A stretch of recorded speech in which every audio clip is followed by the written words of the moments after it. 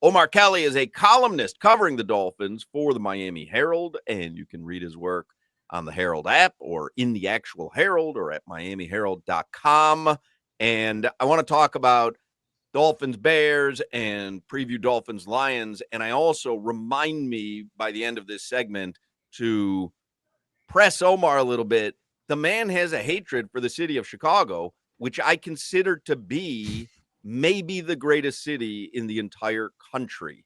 And I don't know if Omar's going to the wrong places or is with the wrong people, but you can't tell me that when you stand in front of that bean, you don't feel like you're watching one of the great wonders of the world. Hold on, wait a minute.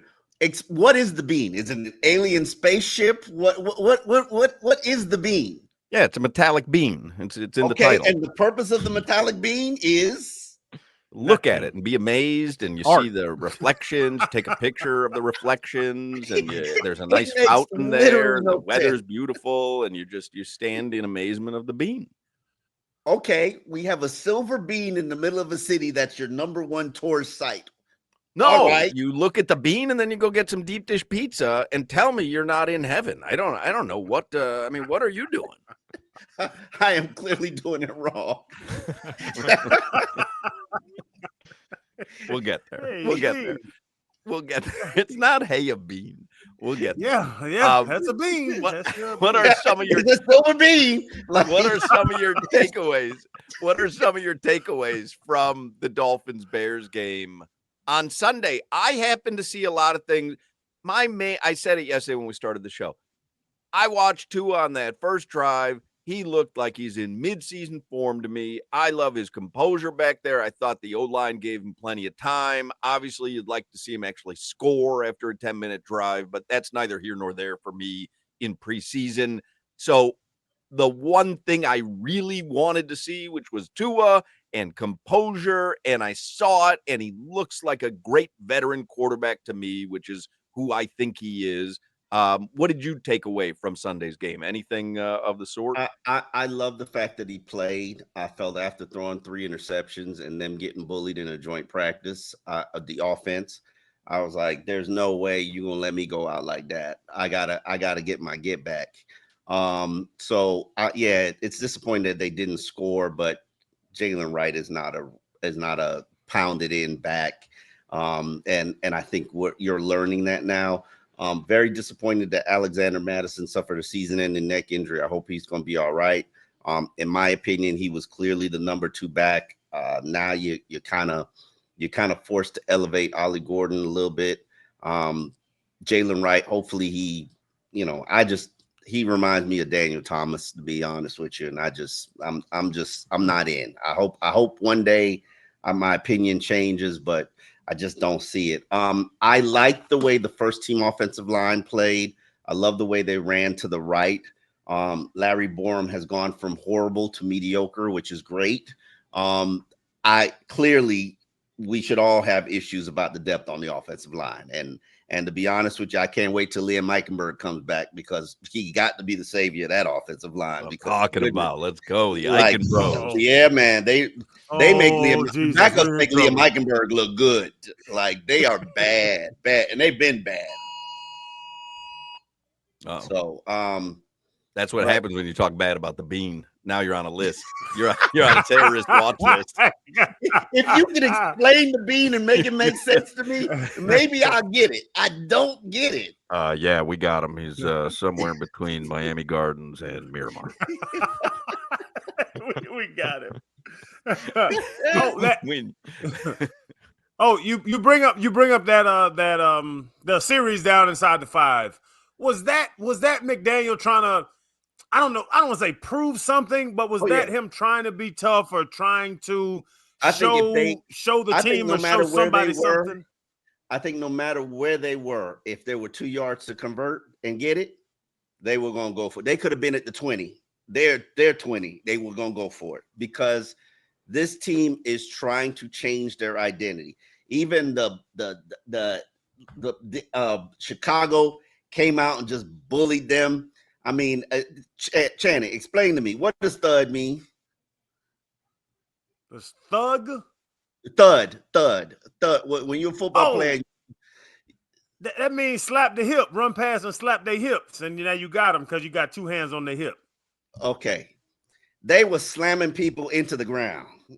And I was just like, wow, this is like they like receivers were getting killed over the middle from the safeties. They were headhunting. And I was like, this ain't the joint. This like people should have been thrown out in that joint practice. But if you're Mike McDaniel, what you gonna say? You gonna say, oh, y'all are hitting my players too hard. Y'all are, you. And he wanted to see how his team responded to that. They did not respond very favorably. And I think that they need that. And they also need a physical practice, two joint practice against Detroit. I think they intentionally chose these these preseason opponents because they have to change this team's identity. They have to become more tougher. And that includes mentally tougher. But Omar, didn't we learn that with that drive? Because you and I were in disagreement on that on the pregame show, because in my mind, nothing that happens in a preseason game will change the course of this team in the sense that they go out there one drive, two plays, they get to the inside the 5-yard line, and whether or not they convert that doesn't mean that they're a tough team or not. Like, and I understand the idea of mentally that they're trying to change, how they feel about themselves. I get that, but at the end of the day, they fell short. They couldn't punch it in because they are who they are, Omar. So I was going to ask you, like, do you feel like you came away from that game saying, hey, they're a tougher team than they were a year ago? Because I didn't. And it's not, I'm not calling them soft. I just don't think that because you go out there and you're trying to say you're a tougher team, that you are. Like, you are who you are. I just think the Dolphins are a finesse team. I think you have to practice it. They are working and have been working before the joint practices to change that finesse reputation. I could tell you without a doubt, they run the ball better than they did last year. They are a lot more physical to the line of scrimmage. Patrick Paul looks good on all accords. The question is, will that remain consistent when you take a couple of injuries on the offensive line? And, y'all saw the backups. Y'all saw it. It's not good. So I think they have to get deeper on the offensive line, but the front line guys, I think they will definitely run the ball better, in my opinion. Now, that red zone situation, be honest with you, I would have probably rather Devon Achane in there than Jalen Wright, but they were trying to prove something with Jalen and trying to give him opportunity, and it didn't work.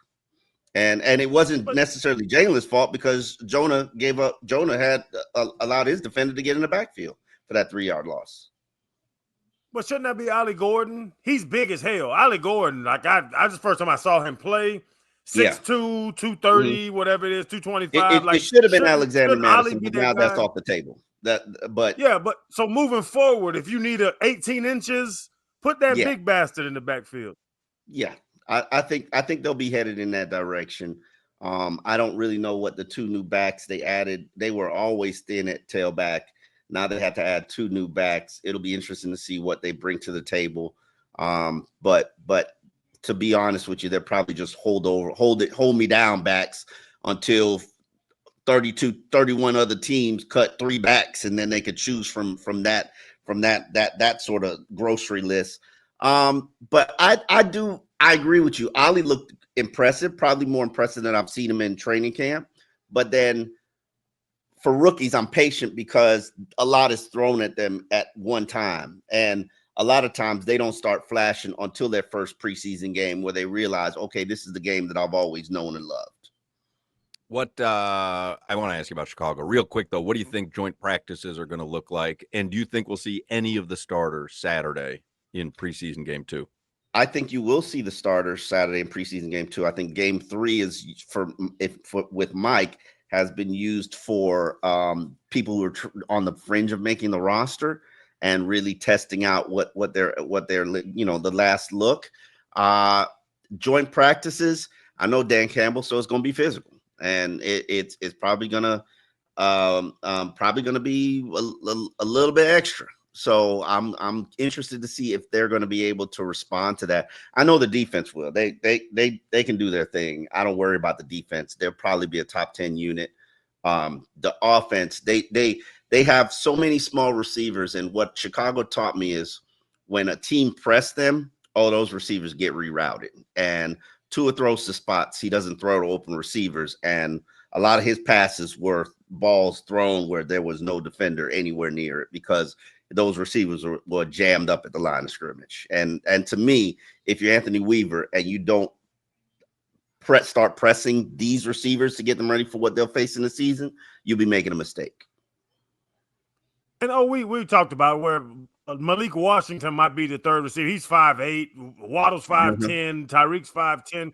Do we have a threat that's over 6 feet? Do we have a tight end that can threaten the defense? Is there anyone that's over 6 feet that could catch a touchdown this season?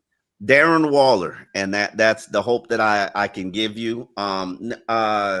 Nick Westbrook-Ikine, he'd been one of the disappointments of training camp, but he had a good at first exhibition game. That's another guy that has to develop chemistry with Tua.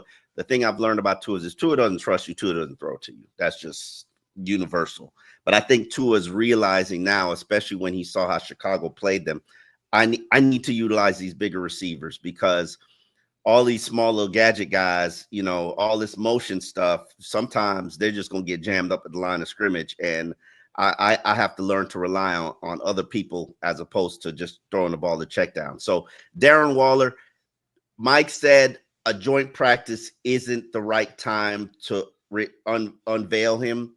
I kind of disagree with Mike. He should at least be doing individuals right now. So maybe next week we get to Jacksonville and he starts to practice. So Mike is not going to practice him this week against Detroit. And then next week we got joint practices too. So he's not going to practice him against Jacksonville.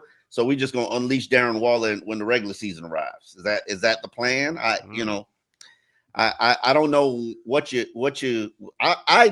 know what's going on with that in that situation because he looks fit. He looks healthy. But Mike just does not want to put him out there. Crowder's going to be in Detroit for the joint practices, and I suggested to him that if Mike McDaniel starts to mix it up with Dan Campbell, there's a scrum, Mike McDaniel throws his hat in the ring there, that, Crowder maybe should help coach out a little bit and back him up, and Crowder says no, he will not do so. He's not fighting Dan Campbell. Nah. Man. Was Campbell on the Campbell? Yeah, nah. Dan's a tank. Dan, I played Dan when he was in Detroit. Dan has a 33-inch waist and the shoulders of a Greek god. Dan Campbell is big as hell. Yes, he is. I pick and choose my fights. Yeah, no. And Mike should too, because that they were in a melee in Chicago. It was a beautiful thing, Crowder. You would have enjoyed it. I know you would have. And Mike got right in the middle of it, and all you see is like 260 to 300 pound man swinging punches at each other, and then Mike McDaniel's like trying to separate them. It was cute. I'll admit that. Then you saw Daddy. Like, no, don't fight, Daddy. it was. I root for the little guys. I like the little guys. I root for them. All right, Omar, we're out of time. Why don't you what is your favorite city? You travel to cities all over the country. What is your favorite city? San Diego. I like New York. I like Atlanta. I'm sorry. Chicago was just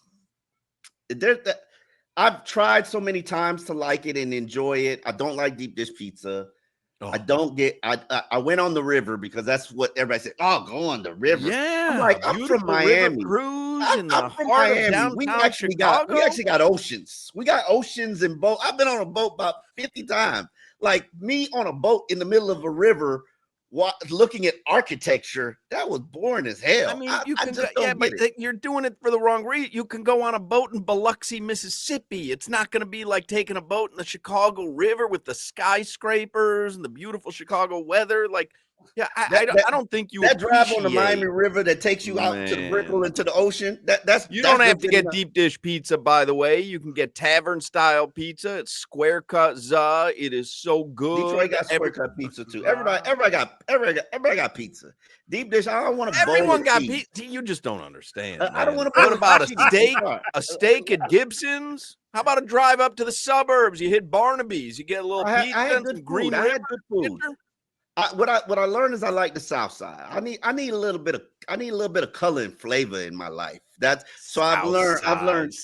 But what about walking along Michigan Avenue? Yeah, I need a little seasoning. How about walking along Michigan Avenue? You get yourself a little Chicago mixed popcorn from Garrett's. Okay, I like the mixed popcorn. I can rock with it, but I'm sorry, Chicago. Like, I just don't get it. I don't get why everybody loves Chicago. I don't see the appeal. It's the best city in the country. It might as well be Indianapolis to me.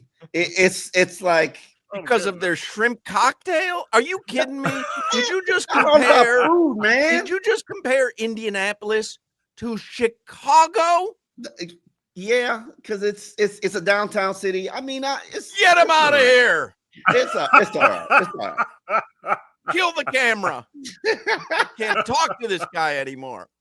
Oh, you kicked him off. See ya, Omar. Explain the bean. Just explain the bean. Indianapolis. Get out of here. I cannot wait. Anyone who compares Chicago to Indianapolis, I cannot give any more explanations on the bean or anything else. Sometimes you got to write someone off as a lost cause. Sometimes you've got to call it when the patient no longer has any quality of life left. I got to call it. Just call the patient. It's over. See you, Omar. Read his work in the Miami Herald and the Herald app, all that stuff. We'll talk to you next week, man. All right, guys.